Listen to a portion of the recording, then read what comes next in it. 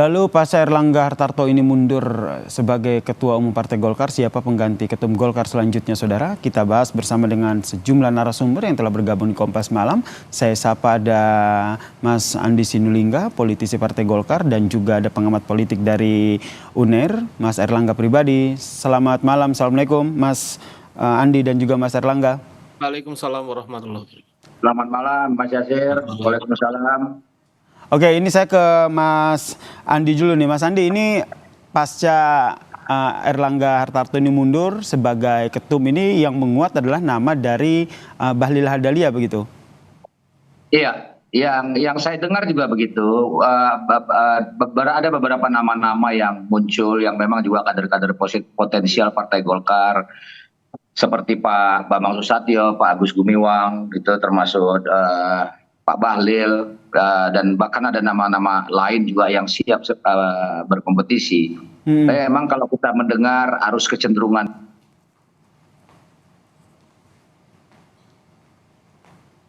Mas Andi?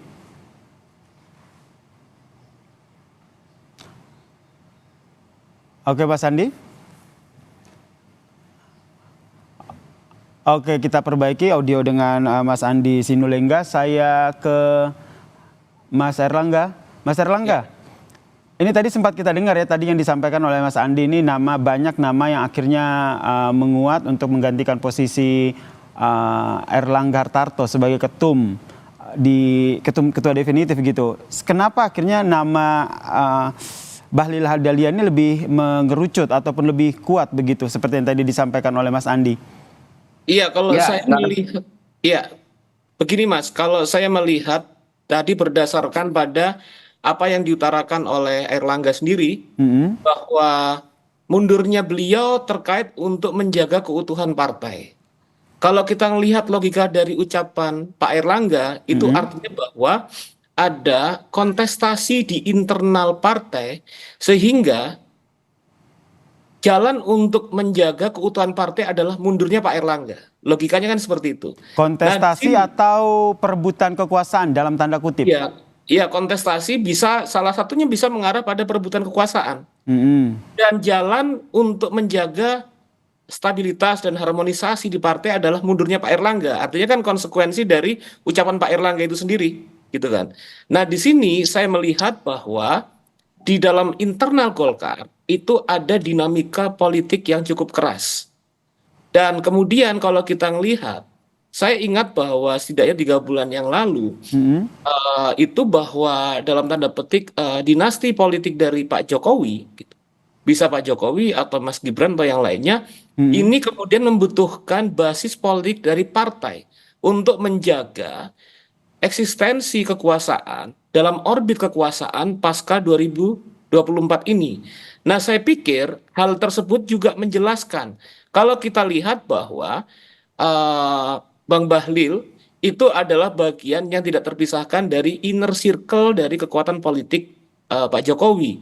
Bisa jadi bahwa nama Bang Bahlil ini menjadi kemudian menguat terkait dengan logika dan dinamika politik seperti itu. Atau kemudian tidak mustahil terjadi bahwa ke depan bahkan Pak Jokowi atau Mas Gibran sendiri yang menjadi bagian dari kandidat utama dalam Partai Golkar setelah proses ini berlangsung. Jadi menurut Anda kontestasi yang terjadi di internal Golkar ini siapa dengan siapa tuh salah satunya adalah Bahlil Lahadalia di situ? Iya, Bang Bahlil Lahadalia dengan itu siapa? Penting. Maaf Mas. Dengan siapa menurut Anda? Saya pikir juga akan ada banyak seperti yang tadi sudah diutarakan gitu.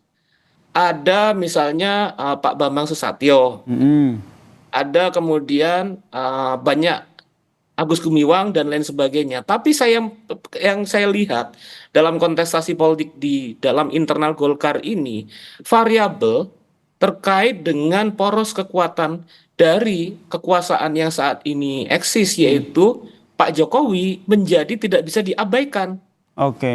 Dalam dinamika Golkar selama beberapa bulan belakangan, bahkan nanti ke depan. Sampai di sini dulu, Mas Erlangga. Saya ke Mas Andi nih, mau konfirmasi nih. Kalau kata Mas Erlangga ini ada kontestasi di sana, ada perebutan kepentingan dalam tanda kutip. Betul demikian? Ya kalau ada kontestasi, kompetisi di internal partai politik ya, itu sesuatu yang lumrah di Golkar itu. Nah, itu nggak bisa kita tutupin dan kita harus sampaikan bahwa memang kontestasi itu ada. Nah, tapi yang paling penting adalah di Golkar itu bagaimana kompetisi atau kontestasi itu dinamikanya dilakukan dengan cara dewasa ya, dengan melibatkan semua orang sehingga terjadi kompromi politik di situ. Jadi kalau kita lihat bagaimana, coba kita saksikan bagaimana narasi Pak Erlangga yang dia sampaikan, kita lihat nonverbalnya ya, kita bisa lihat apakah tergambar suasana yang teduh, tenang atau penuh dengan tekanan misalnya, itu kita bisa macam-macam. Tapi saya sendiri melihatnya adalah di situ tergambar keikhlasan, jiwa besar, dan kemudian inilah langkah yang terbaik demi soliditas Partai Golkar sehingga bisa fokus penuh partai untuk mengawal pemerintahan baik yang hari ini dan menuju yang akan datang, dalam hal ini Pak Prabowo dan Pak Gibran, dan proses Munas itu diselesaikan dengan segera, dengan cepat sehingga terpilih ketua umum yang baru, dan ketika pemerintah baru dilantik maka Golkar sudah punya ketua umum yang siap langsung bekerja, itu apa kader-kadernya yang memang berkontribusi di pemerintahan Pak Prabowo Gibran yang akan datang. Jadi karena itu pilihan Pak Erlangga untuk mundur itu sudah tepat itu, dan itu patut diapresiasi. Oke, kalau dari internal sendiri ini kan kalau tadi kita dengarkan bahwa yang disampaikan oleh Airlangga Hartarto adalah menjaga keutuhan, kemudian disambung tadi disampaikan oleh Mas Erlangga ini ada kontestasi di sana. Nama-nama yang menguat di internal Golkar sendiri siapa? Apakah salah satunya adalah Bahlil Lahadalia atau siapa lagi selain itu? Selain Pak Bahlil, Pak Bambang Susatyo, Agus Gumiwang, nama-nama yang beredar ya. Memang walaupun kecenderungannya misalnya yang menguat itu adalah nama Pak Bahlil gitu. Kenapa sebagai demikian? sebuah Kenapa fakta, akhirnya yang menguat itu kenapa akhirnya yang menguat itu Pak Bahlil? Iya, ini kan soal begini ya, di Golkar itu problem komunikasi antara elit dengan kehendak di bawah itu kan penting ya. Jadi ada variabel internal, ada variabel eksternal. Misalnya secara internal, kalau dia tidak punya komunikasi yang baik dengan katakanlah stakeholder, dalam hari ini dewan-dewan pimpinan daerah, mungkin akan sulit itu bisa dilakukan. Nah karena itu kalau saya dengar ya langsung, saya dengar dari teman-teman, baik beberapa elit-elit DPP termasuk teman-teman di daerah, memang arahnya ke sana, kecenderungan itu. Walaupun ini kan belum kita tahu bagaimana dinamika Munas yang akan berlangsung besok. Kita hari Selasa rencananya itu kalau dengar dari teman-teman DPP akan melakukan rapat pleno, dan di rapat pleno itu nanti akan ditetapkan siapa yang menjadi PLT Ketua Umum, lalu Rapimnas menetapkan jadwal Munas, dan nanti dinamikanya akan lebih terlihat di situ. Nah yang saya gambarkan itu adalah dinamika yang terjadi hari ini gitu. Tadi Anda menyebutkan dekat dengan elit-elit yang dimaksud ini adalah Joko Widodo? Elit di internal Partai Golkar dengan para pimpinan-pimpinan di daerah. Elit yang saya maksud adalah, tadi kan pertanyaan Anda tadi, Bung Yasir mengatakan kenapa Bahlil. Betul. Ya kemampuan Bahlil berkomunikasi dengan elit-elit DPP Partai Golkar dan juga dengan dewan-dewan pimpinan daerah. Nah ada variabel tentu di eksternal, ada elit-elit negara. Saya pikir itu nggak bisa dihindari. Di Golkar nggak usah saya sampaikan lagi. Publik sudah tahu semua kan bagaimana. Dan saya kira hampir semua partai tidak akan bisa menghindari variabel di luar dirinya, sama dengan Indonesia. Termasuk hubungan ataupun pengaruh dengan Presiden Joko Widodo begitu ya? Ya sudah pasti tidak mungkin apa yang terjadi di Golkar itu tidak berkomunikasi dengan pimpinan nasional, itu tidak mungkin itu. Pasti ada komunikasi untuk dinamika ini berjalan dengan baik. Tidak mungkin tidak ada komunikasi, pasti ada komunikasi. Nanti tapi jangan dipahami komunikasi itu komunikasi yang negatif gitu ya. Oke, ini komunikasinya akan seperti apa nih untuk menentukan siapa calon pengganti dari Erlangga Hartarto? Apakah betul ini mereka yang berdekatan dengan elit eksternal maupun internal? Saya juga akan minta tanggapan dari Mas Erlangga Hartarto, tapi minta tanggapan dari Mas Erlangga pribadi, tapi usai jeda ya. Kita tetaplah bersama kami di Kompas Malam, kita masih membahas siapa pengganti ketum pasca Erlangga Hartarto mundur dari ketum Golkar.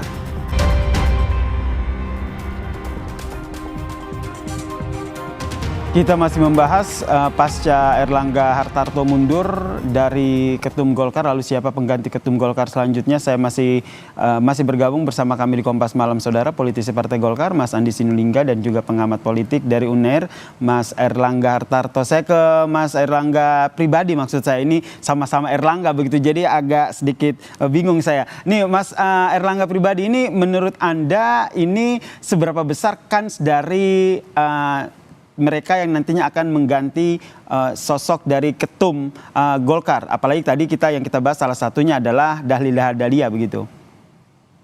Iya, kalau saya ngelihat Bang Bahlil itu memiliki kans yang cukup kuat sebagai kandidat ketua umum Golkar di sini, karena memang seperti tadi sudah diutarakan oleh Bang Andi bahwa hubungan-hubungan yang dekat dengan stakeholder dan tentunya juga dengan elit politik, dan khususnya bahwa Bang Bahlil sendiri memiliki social and political capital dekat dengan Presiden Jokowi, yang hal tersebut memberikan peluang besar pada Bang Bahlil untuk menjadi ketua umum.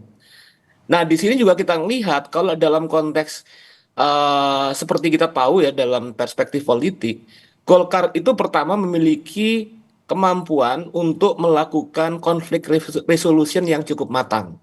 Artinya benar bahwa tadi saya utarakan bahwa ada kompetisi, ada kontestasi, bahkan konflik. Tapi salah satu pilihan resolusi konflik itu adalah dengan mundurnya Pak Erlangga Hartarto. Ini resolusi konflik yang dimaksud ini Pak Erlangga dengan siapa? Apakah dengan salah satu calon ketua umum Partai Golkar yang akan menggantikannya? Yang pasti dalam internal pasti ada kontestasi dan ada konflik, dan mekanisme konfliknya kemudian setelah dipilih dengan kematangan Pak Erlangga untuk mundur. Itu pertama, Mas.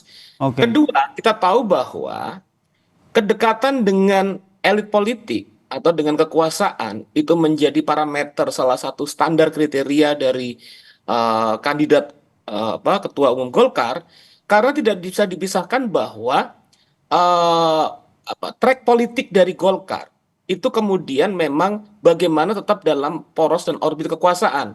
Mungkin hampir semua partai politik seperti itu, tapi Golkar memiliki pengalaman yang cukup panjang tentang bagaimana kemudian menjadi bagian dari proses kekuasaan yang bekerja.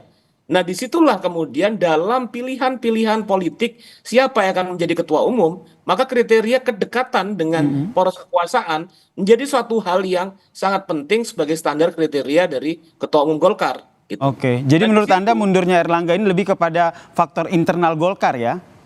Saya pilih kalau tadi pilihan kata-kata yang diutarakan oleh mantan ketum Erlangga Hartarto itu bahwa untuk menjaga soliditas dan kesinambungan Partai Golkar. Menjaga keutuhan begitu. Kalau kita lihat kan, kalau menjaga keutuhan kan berarti ada yang tidak utuh begitu. Ada yang bisa dikatakan ada sesuatu yang terpecah begitu. Sehingga Erlangga harus mundur sehingga nggak pecah dan tetap utuh. Saya ke Mas Andi dulu. Mas Andi, ini membahasakannya seperti apa? Atau apa yang terjadi di internal Golkar?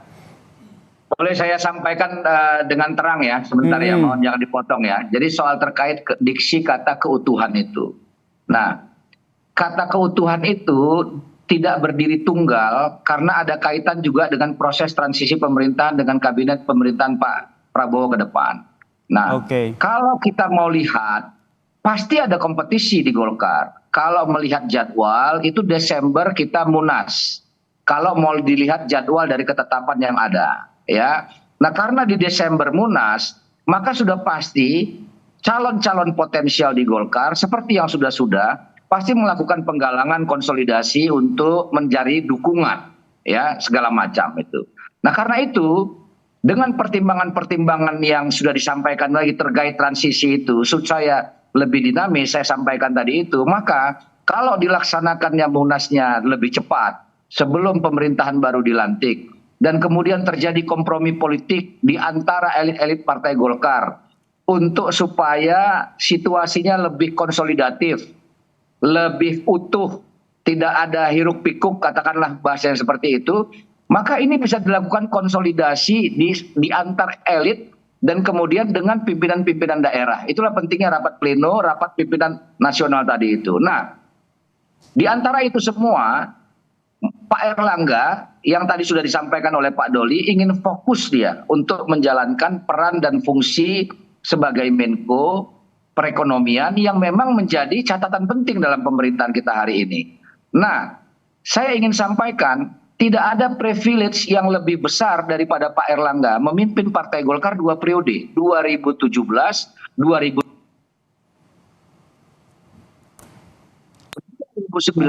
dan 2024. Sepanjang secara reformasi belum pernah ada ketua umum yang menjabat 2 periode. Nah, baru Pak Erlangga, dan itu tanpa konflik, tanpa ada hiruk pikuk yang berarti. Kita bisa cek semua. Konsolidasi partai bagus, tidak ada perpecahan, bahkan tidak ada hiruk pikuk di luar terjadi. Itu karena kearifan semua elit-elit ini untuk menjaga dinamika Golkar yang baik dan terbukti bertambah kursinya dari 85 ke 102. Nah, untuk ke depan, untuk kepentingan Partai Golkar, supaya konsolidasinya tetap jalan, maka diperlukan kompromi untuk kepentingan kesinambungan pemerintahan ke depan, untuk mengawal pemerintahan Pak Prabowo juga dengan lebih smooth, maka mundurnya Pak Erlangga itu adalah jiwa besar yang harus diapresiasi itu. Jadi, output mundur itu bagian dari meredusir dinamika yang kita tidak tahu ke depannya seperti apa itu. Nah, dalam konteks itulah menurut saya yang disampaikan Pak Erlangga, pembagian tugas. Dia sudah punya bertugas 2 periode di Partai Golkar dengan segala prestasi, meskipun ada catatan-catatan kekurangannya, tidak ada manusia yang sempurna, dan kemudian beliau ingin fokus di kabinet melaksanakan tugas peran pokok dan fungsinya sebagai Menko Perekonomian. Nah, ini berbagi tugas sehingga konsolidasi Partai Golkar ke depan itu diambil oleh kader-kader terbaik yang ada selain Pak Erlangga. Terakhir saya ke Mas Erlangga pribadi begitu. Melihat ke depannya ini nanti akan seperti apa dinamikanya? Ya, kalau saya lihat bahwa kalau melihat track ke depan gitu, bahwa ini adalah suatu proses bagaimana Partai Golkar sendiri menggunakan mekanisme yang ada di internal partai untuk mengelola konflik yang sedang berlangsung. Jadi kalau tadi kita menyaksikan apa yang diutarakan, saya berpegang pada apa yang diutarakan oleh Pak Erlangga Hartarto, bahwa kemudian untuk menjaga keutuhan partai, dan saya berpegang pada apa yang diutarakan oleh Kanda Andi Sinulinga, bahwa terjadi kontestasi, terjadi kompetisi pada di awalnya, dan kemudian itu adalah hal yang biasa dan ini menjadi bagaimana mekanisme politik untuk menyelesaikan hal tersebut. Maka di situ saya menyaksikan bahwa kemunduran Pak Erlangga sebagai bagian dari solusi terjadinya konflik internal Partai Golkar. Oleh karena itu saya lihat ke depan yang akan muncul itu ketika kemudian Bang Bahlil yang kemudian menjadi kandidat kuat, maka ini adalah track bagaimana proses transisi tidak saja di kekuasaan, tapi di internal dari Partai Politik Golkar. Itu kemudian menjaga di mana kemudian pada proses selanjutnya mereka-mereka yang menjadi bagian dari poros kekuasaan Pak Jokowi yang akan kemudian mengambil kepemimpinan di Partai Golkar ini. Ya. Baik, ini nanti kita nantikan bersama ya, seperti apa nanti ke depannya, apakah betul nanti Bahlil Lahadalia ini akan menjadi ketum pengganti Erlangga Hartarto. Ini masih ada proses-proses yang nantinya akan dilewati oleh Partai Golkar. Terima kasih Mas Andi Sinulinga, politisi Partai Golkar, dan juga ada pengamat politik dari Unair, Mas Erlangga pribadi telah bergabung bersama kami di Kompas Malam. Salam sehat semuanya.